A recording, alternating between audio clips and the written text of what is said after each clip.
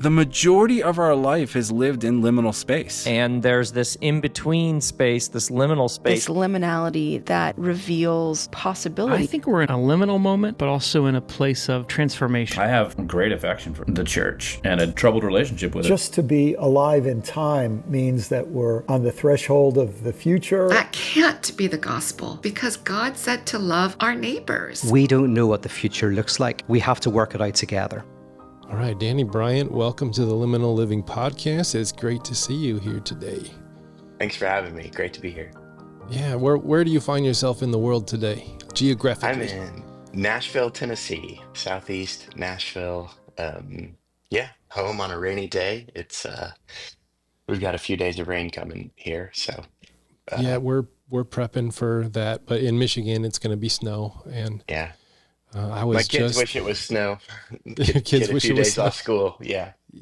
Well, I was just on Sunday at church. I was like, man, it's just cold. There's no snow. This is not fun. We just need like a dumping of 10 inches of snow. And then all of a sudden this week, you got it. We're getting 10 inches of snow. And I'm like, of all the prayer requests that God could have answered, I guess I got that one. I don't know. We got a puppy 3 weeks ago. And so the rain is not good for potty training. We've had several rain blamed accidents the last day. What kind of puppy did you get? We're dog people at my house. What kind of puppy did you get? She is probably blue heeler collie mix, but she does the little pointer thing with her paw. So we think there might be some pointer in there. Okay. Sweet girl. We got a rescue a few years ago, and they said, we don't know what this, it's 100-pound dog with the biggest, longest, floppiest ears ever. It looks like Goofy. And we've finally got his DNA test done because we needed to know, like, how do we interact? We had some behavioral issues to work with, and we wanted to know what breed of dog it is. Turns out he's 9 types of hound. Oh, man. Just all the hounds are all in him. And then he's 2% Chihuahua. And if you were to see this dog, he's 100 pounds. You know, he's as high as the kitchen table. Like, he just got to stick his nose up there and he can take anything off he wants. And to look at him and be like, I don't see the Chihuahua in this guy. I like 9 kinds of hound. It's like a good band name. Hey, I'm in a band. There you go. We might put that in for 9 types of hound. That's a great band name. Pretty good. Yeah. I'll give you credit if we get famous. Thank you. All right. Brought to you by good. Danny Bryant. I Well, you wrote appreciate this great book, and I got to read some of it. And what I noticed first thing off the bat was that I said, this guy's either really well read or he's just really good at finding awesome quotes. So I was wondering, like, what role has literature played in shaping how you see the world? Yeah, I think probably second half of my life so far, it's been a lot of reading and literature, fiction, nonfiction. And before that, just listening. I think I did have an ear for quotes, but my teachers would not tell you I was well read or on the path toward being in high school or even college, but I just listened very carefully and things kind of stick. I'm very, like, I can't visualize and I can't see my wife and kids' face if I close my eyes. I think in words and feelings. And so I just hear things and tend to store them quickly. And that transferred to reading. Ironically, when I got out of college, I probably have authority issues. So when no one was telling me to do it, I began doing it for fun. And I love to read, and I love a good quote, love words. And the idea of not giving the person credit is a big value of mine, something that's lodged in. And so I think at times I'm annoying for saying where the quote originated, but it's rooted in fear of stealing. Oh yeah. And you made sure that there's so many good quotes in your book. Like, you're just quoting everybody and like giving them the credit for it. So I thought that was really good. Yeah. It's definitely how my brain works with quotes. So it was fun that even the Quoir gave me permission to use them the way they flow out of my mind. Oh, okay. Well, you're a I thought just an Anglican priest, but it's a specific kind of Anglican priest. You're an author, you're a spiritual director. And I was just wondering, like, what kind of soil did your life grow up out of to get you here, and how did faith play a role in that? Yeah, so I was born into a religious cult in Southern California. Are we going In there the right away? Well, I mean, This is what I wanted to know. Like, I was reading your book and I yeah, was like, oh my gosh, I got to hear this story. Okay, out of keep the going. gate in a cult. I was born into it. My parents were born into it. My grandparents, it's tricky to get that answer. I think one of them, maybe two of them were born into it, and others joined young.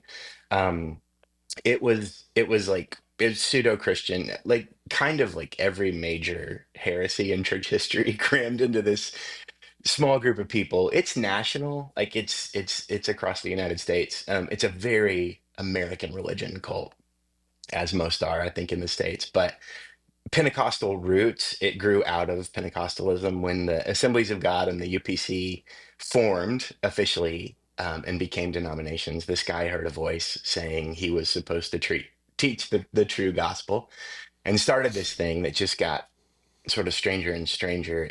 We were told we had to be morally perfect to be saved. Um, we had to speak in tongues to be born again, and we didn't believe in the Trinity. Those are sort of the biggies doctrinally. But then this guy had complete control of our lives,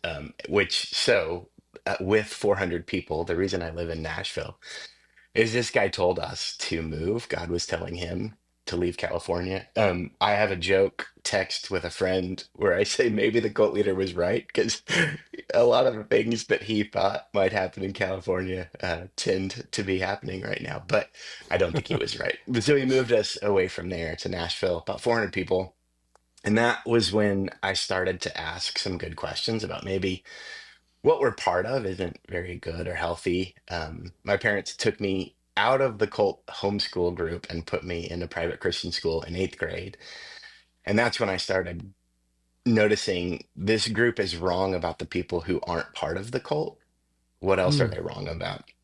And yeah. that's been a trajectory in my life of just asking, if they're wrong about this, what else are they wrong about? And that has led to very much a more inclusive and joyful and loving expression of faith, Mm, as I've continued to ask, well, are they wrong about this group? Are they wrong about this group? And just to yeah. continue to see God's Spirit be in every group and be making the world new has been such a joy. Mm, So yeah, that's definitely, that's a lot in a minute there, but that's yeah. sort of the roots and the trajectory. Well, I got some questions around that. Like, did the was it defined as a cult because it had the high control leader, or was it more like the culture that they were like of manipulation and control, or was there also like doctrinal things that were just really weird? I mean, you mentioned a few that were kind of Both. weird, but Yeah, definitely both. And I remember the first time I called it a cult in my own mind.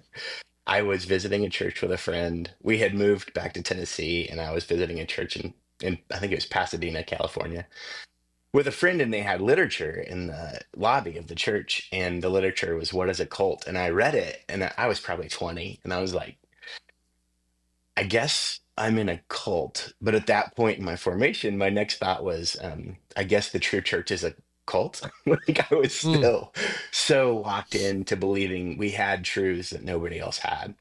yeah. It's very cultish, right? We're the only ones. To leave the group, to marry outside of the group, to even date outside of the group was controversial, very much frowned upon. Putting me in a private Christian school and not in the group was frowned upon. So yeah, there high control over what we wore, if we could go on vacation, where we could go on vacation. Hmm. There are legends, and things like this. There's one story I've heard where the leader would tell people what color carpet they could have in their Oh, house. So high wow. control, very That's odd really high doctrine, control. super high control. And yeah, and then the doctrine, like, there's so much to go into, but it was, I think, in connection to how it fits in the United States. It had the restorationist strand of religion where we believed things had gone off track, purity had been lost. We recovered it, and it was our job to restore it. And then the world would see what it was all supposed to be like. So this shining city on a hill, Yeah, I was going to say that through narrative line. sounds Yeah. familiar. Right. Yeah. And so very puritanical, and very, yeah. And just this like, at its core, it has this deep sense of inferiority. Hmm. And so it clings to some false sense of superiority. And that I've experienced, yeah, really in everything I've been part of since then, whether it was the private Christian school or the different traditions I've Yeah. kind of bounced around in. Well, why did your parents switch you from the cult school to a private Christian school? Was there something going on there? I was miserable. Yeah, I'm an only child. And I was so lonely. And the things I loved, nobody really shared those interests in the cult. I had good friends, but I was super into sports, and the cult leader, like, we weren't allowed to play little league. We weren't allowed to go to professional sporting events. Around that time is when my dad started breaking the rule and taking me to Laker games. Um, Nice.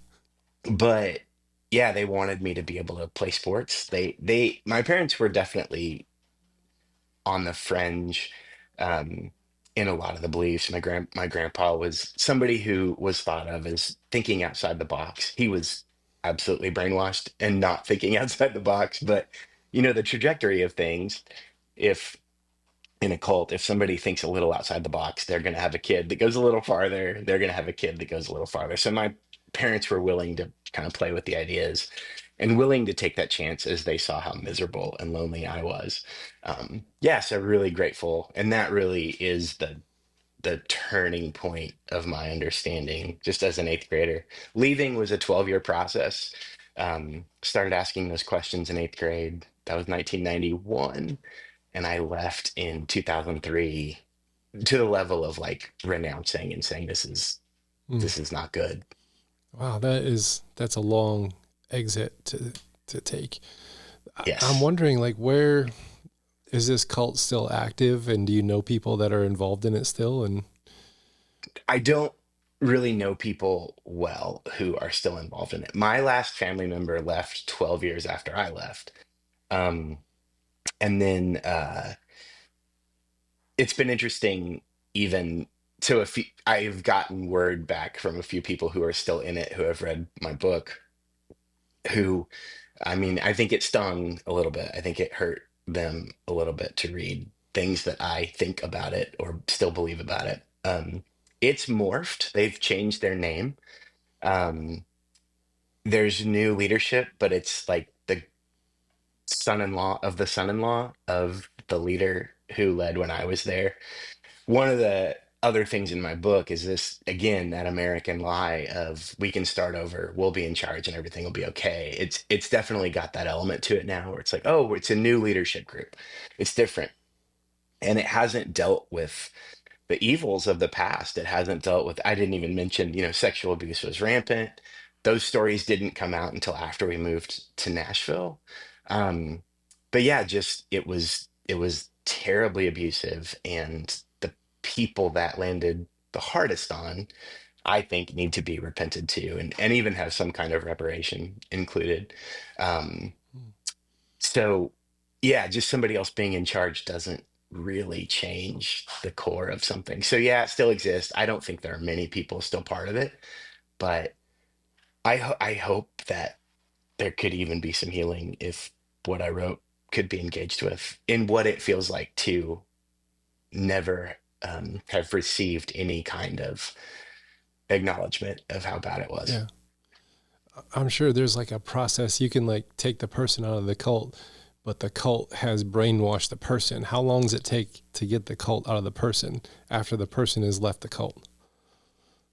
I don't know. I mean, even in the first question about my journey and formation and evolution, like I'm probably still trying to work out the trauma, like Yeah. becoming a pastor, being a teacher in a private Christian school. Like I do think there's this element of like we just keep returning to the trauma, to see if we can work it out. There's a story in the book about watching the first Christopher Nolan Batman.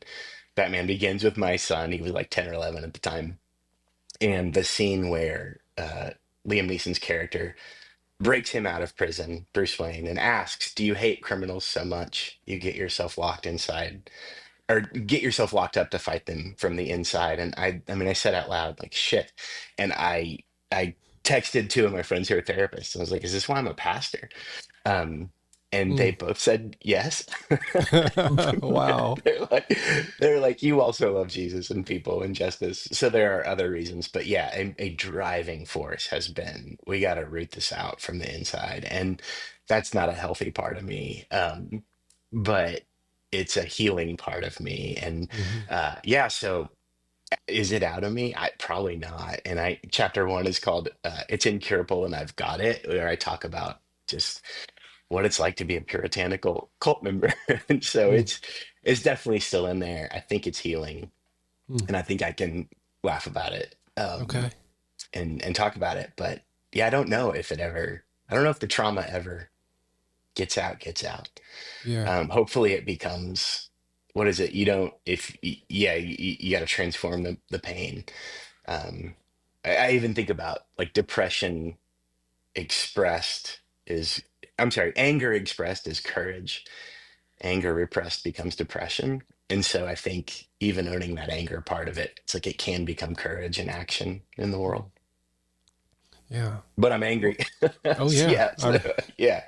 Like, well, Yeah. how did you find your way to being a pastor after, like, you've done, you've left the cult and you've got all this, like, how did you say, I'm going to go be a pastor now? Like, were you just vigilante? Like, I got to go fix this thing that ruined me and make sure no one else gets it? That's definitely in there. So growing up in the cult, you really can't dream. You're not allowed to dream. I couldn't play sports. I was athletic. I couldn't become a pastor because you can only be ordained if the cult leader says you're a pastor. I wanted to be a teacher and a coach. Like, it just, none of the things I was passionate about were options. Hmm. And so it was a very stifling experience in that way. Um, when I, yeah, and then I ended up becoming a teacher and a coach at private Christian schools while I was a cult member, which is a very, uh, again, like integral part of the book, but became a teacher and a coach at private Christian schools in Nashville. And that led to becoming a pastor. And it was sort of a slow, can I do this? And I would do something that I didn't think I could do, enjoy it. And that grew into becoming a pastor. I think one of the other less than healthy motivations was this just, I mean, I'm pretty stubborn and have this like grit and tenacity. And I think I wanted to prove you could do it with integrity. Mm. Like, I wanted to take away the excuse of the cult leader. Like, no, you don't have to cover things up. No, you don't have to control people. No, you don't have to use shame. You don't have to use any of those things. You don't have to use anger. You can use love. You can just love people and watch the spirit work. And so that big motivating piece of it all for me. Um, Again, I don't want to keep doing it to prove you can do it with intent. That's like the don't tread on me snake. Like, eventually that's Yeah. gonna eat me uh if I don't make peace with it. So again, still in there. Definitely pursued it to prove it could be done. Don't love that, but it's definitely part of it. Yeah. I mean, that's a human part of it. We all have Yeah. those, broken, traumatized parts of ourselves that drive us into things that we probably wouldn't have pursued had they not been there. Yeah. I think even the pastoral call, I think it was there. I've never not had tenderness with Jesus. Like, even when it was called Jesus, I loved him and wanted to be morally perfect for him to Mm. love me. And so that evolution in the tenderness, not thinking I could be a pastor, but caring about God and people, that calling's always been there. I think when I realized, oh, I can do this, it was a really exciting gift. Um, I remember thinking about maybe stopping being a pastor, and a bishop like joking with me, like, if I worked at Subway, I would be angry at injustice and try to care for people. So it's like I probably ought to just keep doing it in a Yeah. church, because that part of me is so much a part of me. Hmm. Yeah. When did you, like, when you were 20, you read a thing that says, oh, I'm in a cult, but I guess the cult is the right one to be in. When did you like start to say, wait, this isn't good and this isn't healthy? When was that turning point? When the stories of sexual abuse came out more and more, when the stories of injustice, like when it wasn't just we're weird, when it was like, no, this is unethical, and this is, and even I could start putting together as I matured, as I became an adult, as I read more, honestly, just I remember this one time we were told not to read outside authors. And I was reading Dallas Willard for the first time. I was in grad school. And during one of the cult worship services, the leader was using Dallas Willard's stuff, but not giving him credit, which actually this goes back to why I have to give credit. Oh, Um, he was doing Dallas Willard stuff. And I went up to him afterwards. I was like, you're reading, what's that book? You're reading The Divine Conspiracy, aren't you? And he was like, he was taken back. And it was this moment of like, you guys are telling us not to read this stuff. You're reading it and taking credit for it while saying it's, the whore of Babylon and we're in danger if we read it. And just that hypocrisy began to be more and more evident. And when the hypocrisy became evil and covering up injustice, like that was another level for me that I couldn't, it wasn't minimal. And then the leader like started talking about moving us back to California and wouldn't say that he had made a mistake in moving us here, but would say like, no, God moved us here. Now God's going to move us back. It also became very evident that he was declining um, cognitively. No one would address it. No one would talk about it. I was early 20s, late teens, and like, hey, can we talk about this? He's in charge of everything. And it was just not allowed. So as those things became bigger and more adult, it became more evident that it was more than just an odd little group. yeah. Now your book is not merely about like the evils of cult practices, but it is kind of about the evils of whiteness and white supremacy in America. Build me the bridge between how you got from cult and this is bad to something a little bit larger than that. Were you seeing this is play here and also in these other arenas? It's been the journey. So the first part of that is James Baldwin reading The Fire Next Time. And again, it's so important to say, like, I don't know what it's like to be black in America. Like I don't know what it's like to be a woman in America. Yeah, I don't know what it's like to be queer in America. Like I'm not saying that.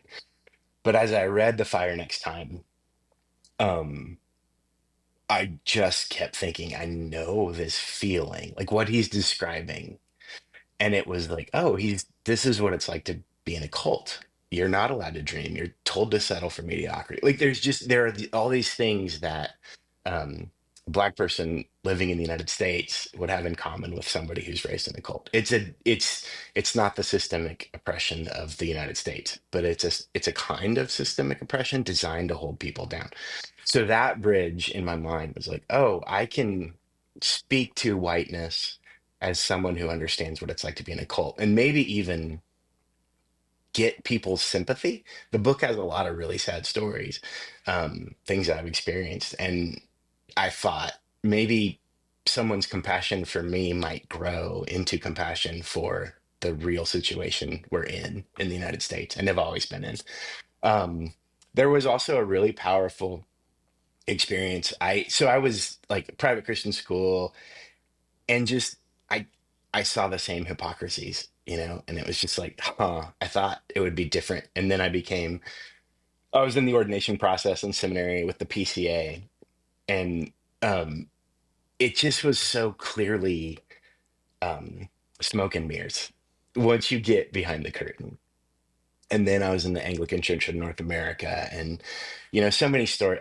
One story was, and this is again in the book, but I went to a national conference for one of the Anglican groups I was part of, and the Anglican bishop who had left the Episcopal Church and sought oversight from African bishops was telling the African bishops we could no longer be part of them, and used the Exodus story as the biblical example of what the scripture had told him in order to leave. So this like white guy from South Carolina who was pretty wealthy, I think, was telling black bishops in Africa that his justification for leaving was the Exodus. Like, and it's just like, are you kidding me? Like, That's I some grew up in such ridiculous applications of scripture to justify things, and to be at this conference and listen to that, and just like it's no different. It's maybe got better theology, but it's the same thing. It's just another insulary formula. So I just saw the hypocrisy over and over again, which, I don't want to be, I'm not the judge of everybody, but I just can't sit comfortably in that stuff. So it's just been this, yeah, seeing it in each of these things and then realizing, reading Baldwin, like, oh, it's the cult of whiteness. mm, And it's an insatiable lie that says, um, I think whiteness is rooted in ownership. Um, and like of all the earth forever and ever, amen, is how W.E.B. Du Bois talks about it. And then it's this like just insatiable need to be better than. It defines itself against what it's not. The cult, like we weren't perfect, but we were better than Baptists. So mm, like it's whatever the other is, we're a little better than them. And again, the more perfect union, it's just steeped in our DNA and the air we breathe. A more perfect union, Eddie Glaude, he wrote a book called Begin Again, and I think James Baldwin as well says more perfect is the cover for all kinds of unethical evils. Because if we're the closest to perfect there's ever been, there are gonna be some bodies in the basement that are mm. justified in that lie. Yeah, so those are sort of the pieces coming together for me on seeing whiteness as a cult. Okay. That's really interesting. Like I talked with Grace Jisung Kim, and like she really highlighted for me, like whiteness is not ethnicity. Like it's Mm-mm. just like at its basic level, the category white is just like a grouping we have for the census. Like we can't check like Scottish and Irish, and we're just so blended, Uh-huh. where Yeah. it comes from. We don't know our roots. So we just made a thing. Let's just make it all one thing. We'll call them all white. And then these people over here are black. And then, we started to add more boxes to check for census purposes. But then like that becomes the culture. And then we don't have access to our ethnicity anymore because we're part of this ambiguous thing called white. And I got friends that they hate when I talk about this on my podcast. They're like, you're making me feel bad for being a white guy. And how do you talk to people like that are going to say, stop making me feel bad for being a white guy? Like, how do you bridge those gaps? Yeah, I have less patience for it than I used to, I think, in that space. I think my mind goes to therapeutic language. But first of all, as you ask that question of just like, hey, I can't make you feel anything. Like if you feel that, let's spend some time with that feeling. That's good. Um, Say some more yeah, on that round. yeah, I think there's so much, we're such a repressed box to check on Mm, the census. There's just I was helping a friend with a graduate school project. She was really beautiful project. She was saying how midwife might be a more helpful metaphor for pastoral care, for pastoring, than shepherd at this point in, like human evolution or evolution of the church, because we don't know many shepherds. Um, so I got to interview a midwife for, I think it was like 12 weeks. I don't know, 10 to 12 weeks. I talked to her every week and listened to stories of her week. And she said she goes to people's homes for their births. And she said there's two groups of women who I know when I visit them, they're probably not going to be able to have the baby at home. And I asked, who are those groups? And she said, it's white evangelicals and Mormons. And she said they can't get in their bodies enough to have the baby. Whoa. When I talked to hospice workers, they talked about the same groups, including white guys. They said it's white U.S. soldiers. They can't get in their body to die. So these two incredibly human, I'm blowing up here. So keep talking. we don't live in our bodies. We are so detached from a bodily existence. We live maybe our heads, but um it's just a very inhumane way to live. And again, James Baldwin writes about it's the price of the ticket to come to the United States. You have to become white to be in a class.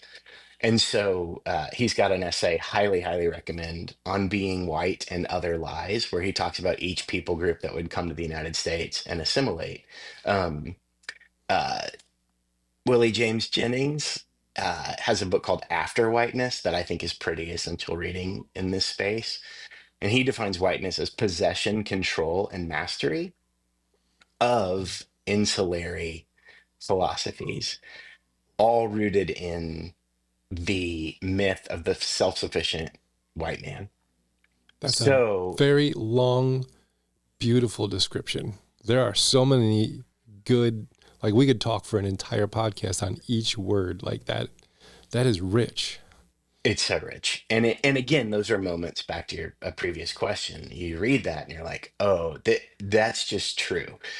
Like I don't have a comeback for that. I don't even want to come back for that. I just okay, that's a new truth that I'm gonna like clumsily figure out how to live into and repent for. As I've seen myself rewarded and advance. I got hired at private Christian schools when I was a cult member. I was a like somewhat athletic straight white guy. So I could ironically even teach Bible, which is so funny to me. But it's if you walk into the room and you can at least look like a self-sufficient white guy, you start out miles ahead of other people. And so assimilating into that, it broke my heart when at the DNC when Kamala Harris used the phrase law and order. And it was just like, oh, like the heartbreak. And to watch the assimilation project, she has to assimilate into the law and order candidate in order to win an election, to have a chance of winning an election in this country. Donald Trump, straight white guy, he walks into the room with an advantage. Joe Biden walks into the room with an advantage. The assimilators are taking part of whiteness, mastering some insularity. The cult, it had an insular formula. The PCA has an insular formula. The Anglican world, insulary formulas. So our detachment from those pseudo building blocks of community, ironically, they make communion impossible.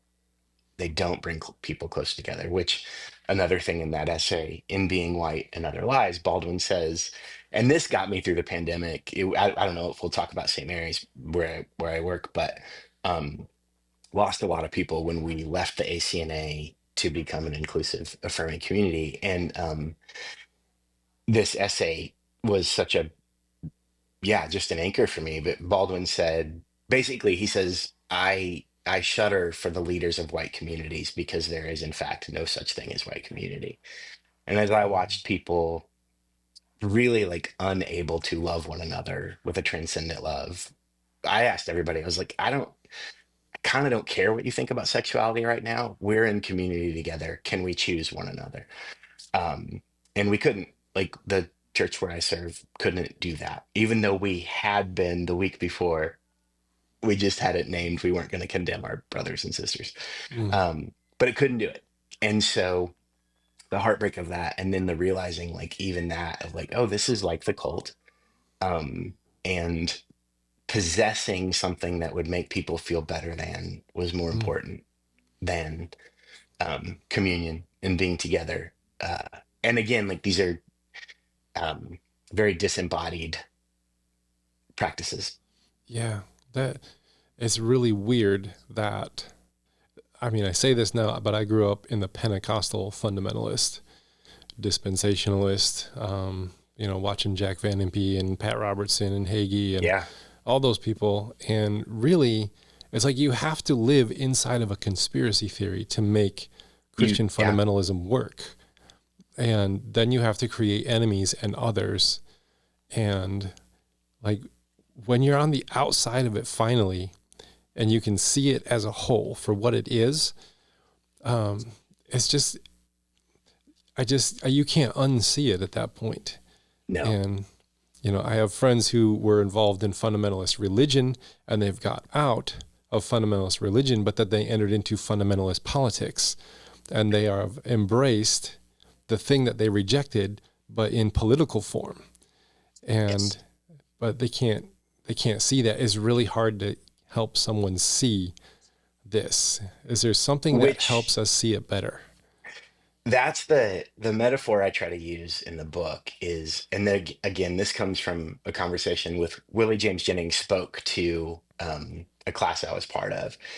And I got to ask him, my book starts with a poem by Jennings about the first Eucharist, where Jesus is instituting the Eucharist. And the poem says, Jesus holds the bread in each hand, saying, eat this bread, eat this dream, and it will kill the dream that kills. And they sat there trembling, wondering which of their dreams would live and which would have to die. I don't do it justice. It's more beautiful than that. But I got to ask him, based on that poem, is this thing, white Christian nationalist American religion, is it already dead? And it's just a zombie, like mindlessly consuming everything in its path? Or is it dying? And if it's dying, could it be convinced to enter into hospice, a hospice spirituality that would let it die with dignity, acknowledge the good things that happened too in these. I loved the school where I taught. I love people that I was in a cult with. Like, it's not hate, but it's an acknowledgement of like, but that's not life. That truly is life. And so what would hospice spirituality look like? I think it has, his answer was it's got enough money to pretend it's alive, which another Whoa. moment of like, wow. Uh-oh.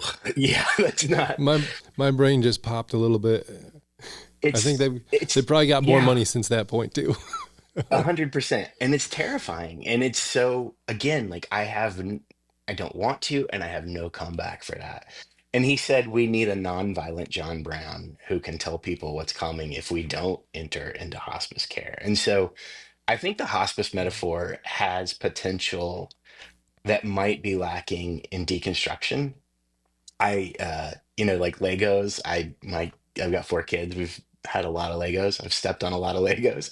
Oh yeah. And there are these sets where you can build like a plane, a boat, and a car with the same set of Legos. And I think a lot of deconstruction, like you just said, it's like, oh man, you still sound like a fundamental, but now so I have a friend, Dan Scott, he's a bishop in the Anglican world, and he says, right or left, Americans will always be Puritans. And so if we're deconstructing Puritanism, we have to be so aware of that pendulum swing. Like when I went from the cult to Reformed theology, they like presented differently, but you get into the back rooms and you're like, oh, it's like the same thing. Like, and so those pendulum swings are such a danger in deconstruction, reconstruction. So hospice is more like, no, this way of doing things has to die.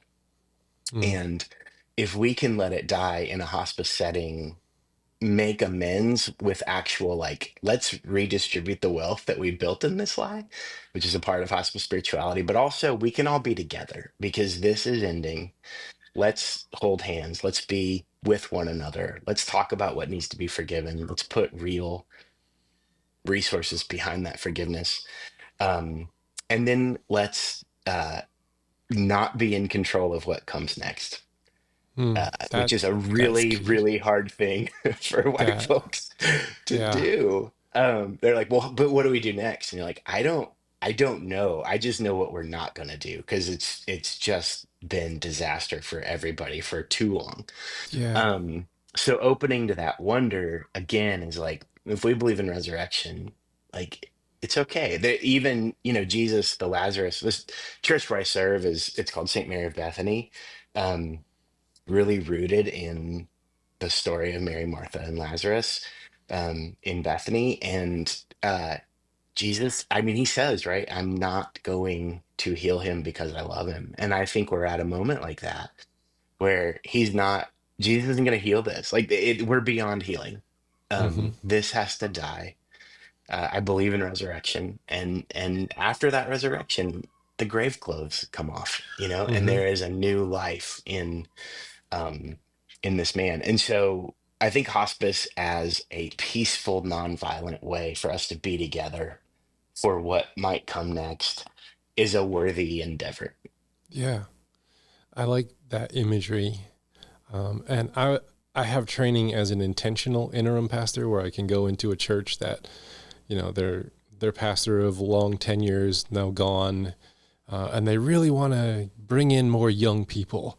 And what I really find is a lot of churches, they wanted, because I've been doing this for like 10 or 15 years, but they wanted the luxury of young people without doing the hard work of becoming the kind of church that young people wanted to attend. And so I had to walk them through a death process. Like the way that we did things was great.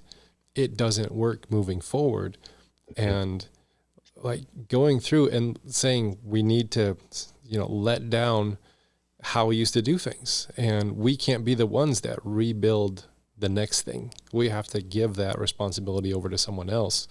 Or else we're just going to rebuild the thing that we just had and then hope it's different this time when it won't be. Gosh, that Which really again, in resonates. Jennings, enough money to pretend it's alive. It's I think even putting the resources Mm. in this other dream and in what it's such a in the prophetic tradition, you see Samuel's call, like Samuel as a child tells Eli, Hophni, and Phineas, it's going to be different. You guys are out.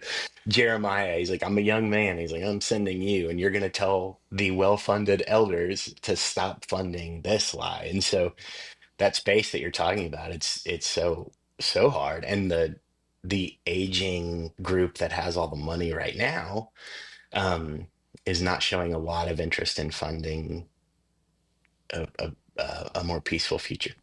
Mm-hmm. Yeah. You used a phrase that captured my attention. You talked about the insecure possessiveness of white Christian America. Can you talk about that phrase a little bit? Because I don't know the exact definition that you want to take that, but I kind of feel that. Like I can, Mhm. it's like, oh, I felt that. Say some words behind that.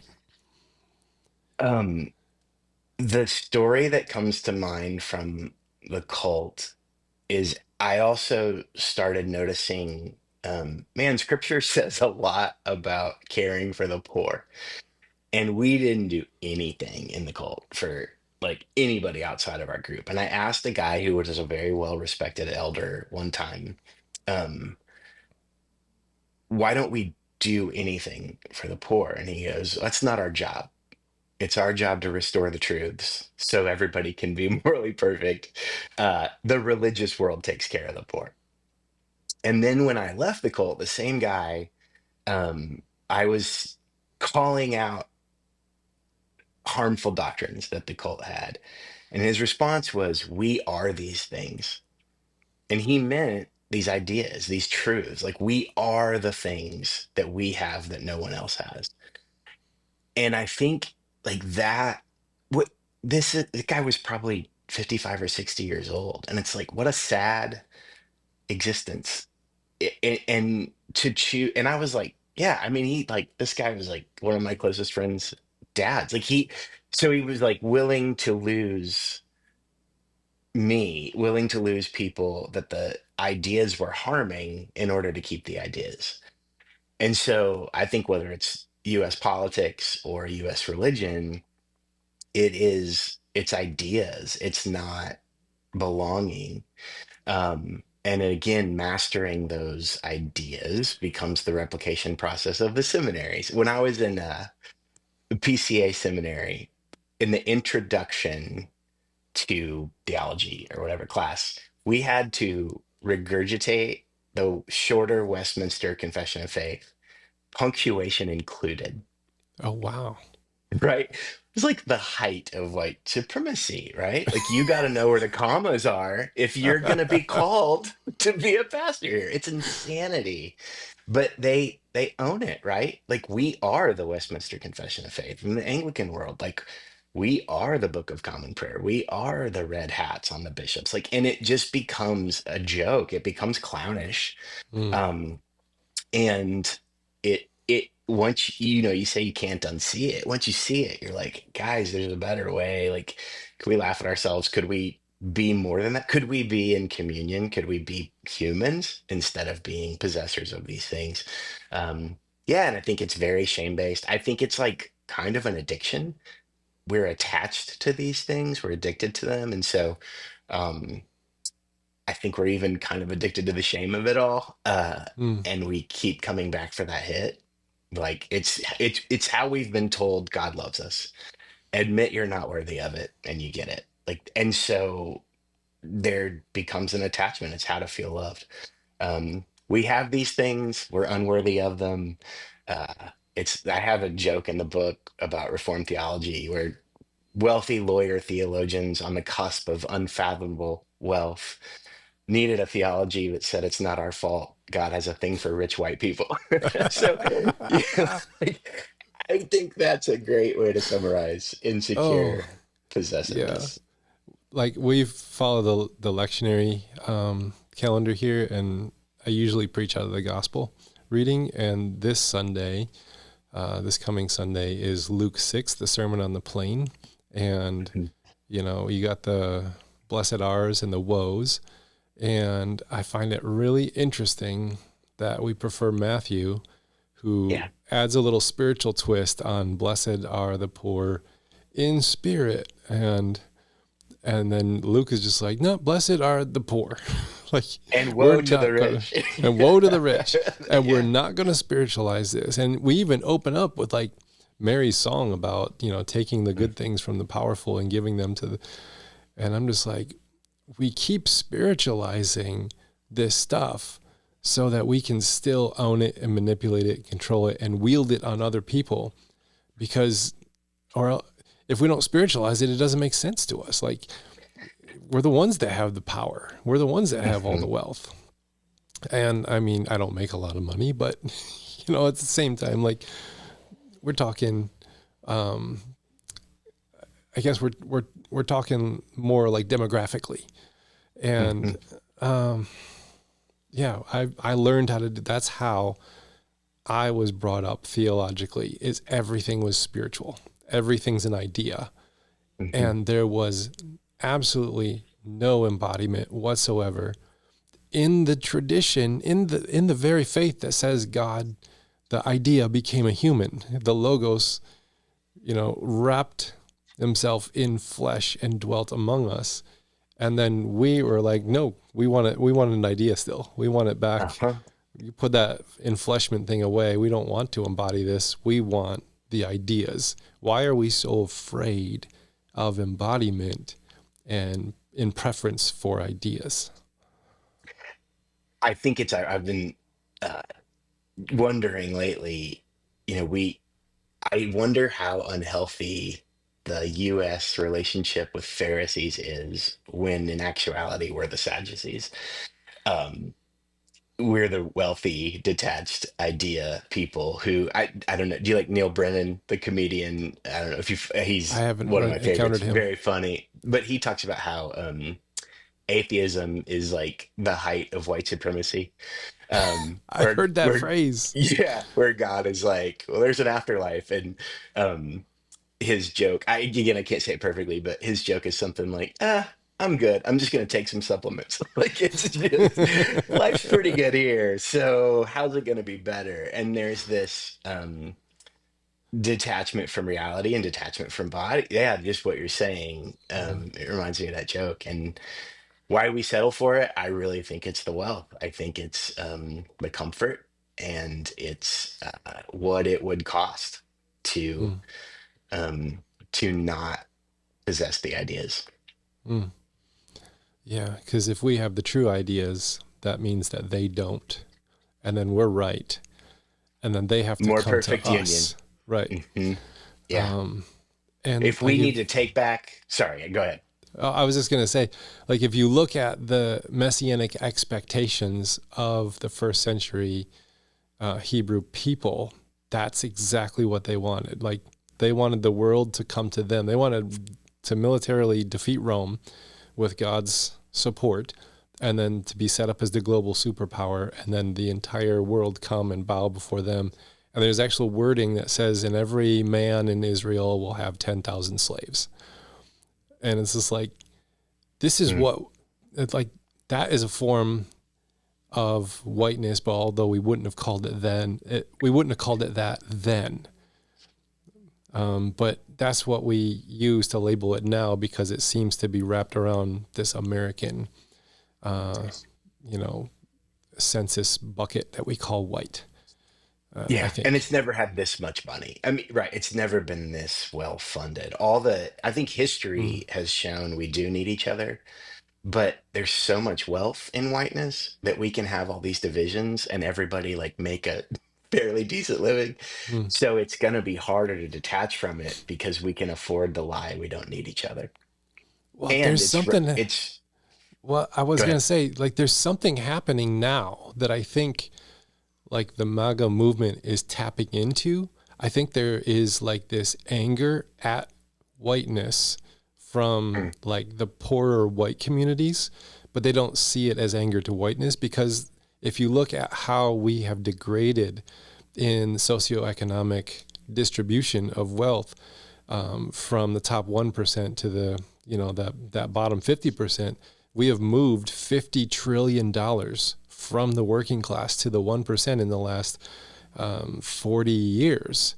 That's a lot of money that is no longer in the hands of the working class, and everything's more expensive and everybody's mad. And so then people get up and just say the words, DEI or wokeism or leftism. Yeah. And they aim the anger, instead of at the whiteness that is destroying us, at the, the minority communities or the trans community or the LGBTQ plus community. And they're like, that's the problem. They're the problem. They're the enemy. Go get them. And I think MAGA has tapped into the rage and anger of the group, but aimed it away from itself in the wrong direction. Do you have any thoughts on that? I think it speaks to the shame addiction. I think a leader like Donald Trump, who is shameless and will tell you not to feel any shame. I don't know that everybody's walking around like, oh, I have so much shame. I think it's such a precognitive way of being in the world. I think we just like, I think our human dignity when we do something clownish, like I don't, you probably don't have a lot of Trump, but I mean, I think like the orange paint on his face and the hair, I think that's his human dignity saying, I know this is ridiculous. I think we have to tell on ourselves. Like we will, if we don't tell the truth about ourselves, we'll become clownish in some way, cartoonish in some way. And I think the movement in its shamelessness, while it just buries this deep inferiority complex, just clinging for something that tells you I'm better than somebody else.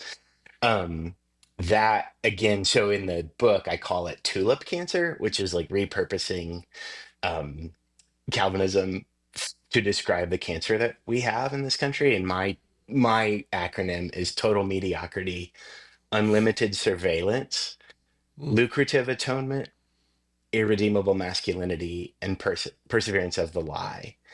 And if we could have that language, that little container as a kind of diagnostic of like, does this have tulip cancer? The MAGA movement, like Donald Trump, like this is not a great man. This is mediocrity, unlimited surveillance. Watch your neighbors, keep an eye out. You're especially ones in certain demographics. This lucrative atonement. Hey, we have this truth, and man, isn't it ironic how much money it makes the people who believe in it. It replicates, it metastasizes. A friend of mine who's a musician, artist, and med school student, so he's got this incredible ability to have like artistic metaphors and very scientific mind. His name's Jayland.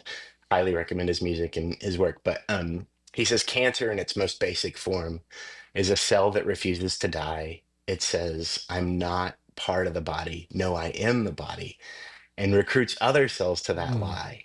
Whoa.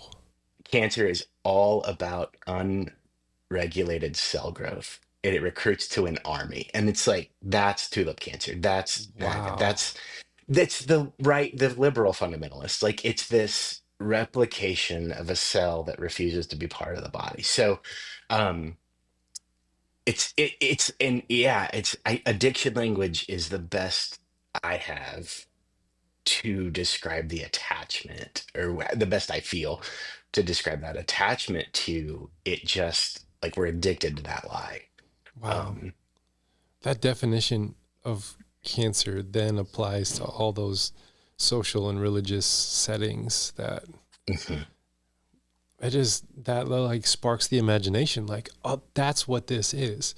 That's the problem. Like it just puts it right out there, spells it right out there. It's so When he said that, it was eloquently. another one of those moments of like, oh yeah, this You got is some smart friends, man. I do. This is great. Wow. Thank you. Yeah. Well, I have one more question. You talk about the Roman centurion, who didn't feel worthy enough to have Christ come to his home, but you just say the word, and my servant will be healed. I thought that was a really interesting, because we can make like the white male into the bad guy, and then that's not going to help anything. We can make the white male into, the enemy, and that's just going to tap into that insecurity complex that we're talking about. But Christ deals with dignity with this Roman centurion. Is there any kind of instead of villainizing the rich, the powerful, the white, the whatever, villainizing them and enemying and othering them, what does this story of the Roman centurion tell us about how Christ dealt with those in power and those who had wealth and all that kind of stuff? I in my sermon this past week, one of the illustrations I tried to use was, in improv, there's this rule, yes and, right? Like you volley, I say yes to it, and I send something back. And I think the prophetic tradition is no and, where it's like no to death, no to poverty, no to exclusion, no to whatever, violence, no to war, and yes to you. Like I think it's a better than, yeah, anyways. Yeah, so it's this no and it's like we will join with anyone in our human dignity. But that's the thing we won't let go of. I won't let go of yours. I trust that you won't let go of mine. And if you ask me to let go of mine, I won't let go of it. And I would, don't let go of yours. Like if I say something that would rob you of that. So the no and is, we have to say no. Like what's happening right now, it's terrifying, it's dangerous, it's aggressive. No to it, but yes to the people, and to share a table with the people, while telling truths to them. And so in the Roman centurion, here's this guy who, in what you were talking about, with this hope of people to be you to defeat the Romans, and to be the shining city on a hill. Jesus in the Sermon on the Mount says you'll be in the city on the hill, but then he says, I haven't seen faith like this in all of Israel. This outsider who says to me, like, I don't even think I'm worthy of you being in my house, but say the word. Like, I can see you're doing something. Does that guy have good theology? Could he pass? Maybe he has good Right. punctuation. I don't know. But like, it's this faith that transcends, and Jesus sees it and says, this outsider sees something about me and about reality, about truth in the world. Um, Jesus, sadly, I haven't seen faith like this since I've been here. And I think it's good news for those of us who have, again, more in common with a Roman soldier in the first century than we do a fisherman, right, in a poor village. So, like, accepting the invitation of Jesus to have that faith, to be like, hey, we're probably not worthy for you to come in our house anymore, because of what we've done with this power. But also, I can see you care about sick people. So would you like take care of my servant? I think Jesus would say, like, there's faith. And I think so, even in the, like, I guess for us to see ourselves more as the Roman centurion in the story, The total mediocrity chapter, the subtitle is Stormtroopers Who Are Told They're Jedis. We're stormtroopers. Like, like that night I was ordained to be a stormtrooper, like to police a couple of moral issues that this tradition held close to the, chest, police that and distribute the lucrative atonement theory. Um, and just make sure this keeps replicating and plant a church, and maybe one day you'll rise the ranks. Or somebody told me, becoming a rector of an Anglican or Episcopal church is like making partner in a law firm. Mm. Just another moment of like, what are we doing? But to admit, like, oh yeah, I was in this stormtrooper trajectory. I'm the Roman centurion. Um, there is grace for the stormtroopers. Like, let's take off the masks, let's put down the lasers, and be part of the joy of being a creature in this world. I'm kind of like speechless because you've got me thinking in so many, you've like stimulated the imagination with so much of our conversation. I've just really appreciated this conversation. Where do you want to send folks to connect with what you do and buy your book? First of all, thank you. I've really enjoyed it too. I am new to the podcast world and space, so you're like a thanks for pro. having What are you me. talking about? Thank you. It's probably grown up Pentecostal, right? We just learned how to tell stories very young in our development. But thank you. Yeah, I really appreciate it. The book, it's on Amazon. It's called Unless a Seed Falls to the Ground: Welcoming the Death of the Whiteness Gospel. A lot of these stories and ideas are in it. I love praying with people, and I do spiritual direction through a center in Nashville called the Center for Hope and Healing. They pay the difference of what a person can't pay. That church does, which is a very generous thing. It's not the church where I work, but I work there. So if people would want to pray together in this hospice space, I really love doing that, and I'm part of an organization that makes sure everybody has access to that. My website, it's spaciouslistening.com, and all this stuff is there. But yeah, those are the things I'm passionate about. All right. Well, I will put the links in the show notes so people don't have to go and try and search for it on their own. They just go and click. Cool. Well, Danny, so much has really resonated with me and things I've been learning the past couple of years, and I just really appreciate you coming on the show. It's been really great. Thanks so much.